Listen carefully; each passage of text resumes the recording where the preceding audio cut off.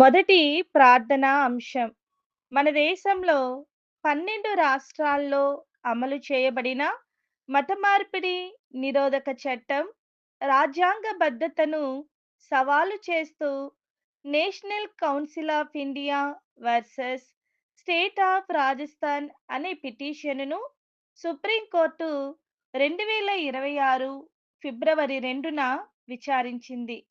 మతపరమైన మైనారిటీలు, మతాంతర జంటలు, దళితులు మరియు ఆదివాసీ వర్గాలపై దుర్వినియోగం జరిగే ప్రమాదం ఉందని ప్రధాన న్యాయమూర్తి నేతృత్వంలోని ధర్మాసనం ఆందోళనను తెలిపింది.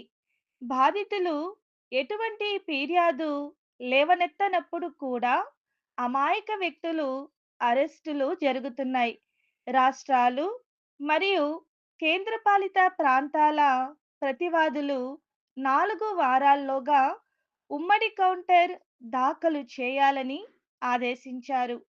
సుప్రీంకోర్టు క్రైస్తవుల పక్షాన సానుకూల తీర్పుకై దేవునికి స్తుతి చెల్లించి ప్రార్థించుదాం. రెండవ ప్రార్థనా అంశం. 2026 జనవరి 29న ది ట్రిబ్యూన్ ఇండియా నివేదించిన ప్రకారం ఈశాన్య భారతదేశంలోని మేఘాలయ కొన్ని ప్రాంతాల్లో స్థానిక ప్రభుత్వ పాలక సంస్థలు ఆదివారాల్లో అన్ని వ్యాపారాలు మరియు ప్రజా సేవలను మూసివేయాలని ఈ ఆంక్షలు రెస్టారెంట్, దుకాణాలు, మార్కెట్, స్టాల్లు, పర్యాటక సౌకర్యాలు మరియు పబ్లిక్ టాయిలెట్లకు మూసివేయాలి. ఎందుకనగా ఆదివారం చాలా మంది చర్చి సేవలకు హాజరవుతున్నందున మూసివేతలు ఉద్దేశించబడ్డాయి. క్రైస్తవ అధిక శాతం జనాభా కలిగిన ఈ రాష్ట్రంలో ఇటువంటి నిర్ణయాలు తీసుకున్నందుకు దేవునికి స్తుతి చెల్లించి ప్రార్థించుదాం. మూడవ ప్రార్థనా అంశం. ఉత్తరప్రదేశ్ రాష్ట్రంలోని జౌన్పూర్ జిల్లా తరియారి గ్రామంలో మత మార్పిడి జరుగుతుందని దాడి చేసి 30 మందిని అదుపులోనికి తీసుకొని పోలీసులు ఒక్కొక్కరిని ప్రశ్నించడం ప్రారంభించారు. ఇందులో పాస్టర్, స్త్రీలు, పురుషులు ఉన్నారు.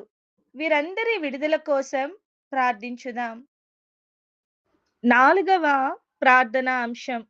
ఛత్తీస్గఢ్ రాష్ట్రం సారంగఢ్, బిలాయ్గఢ్ జిల్లాకు చెందిన వికాస్ చౌహాన్, ఓం ప్రకాష్ చౌహాన్ మరియు శివ చౌహాన్ బెయిలు మంజూరు చేయబడినది. దేవునికి స్తుతి చెల్లించి ప్రార్థించుదాం. ఐదవ ప్రార్థనా అంశం.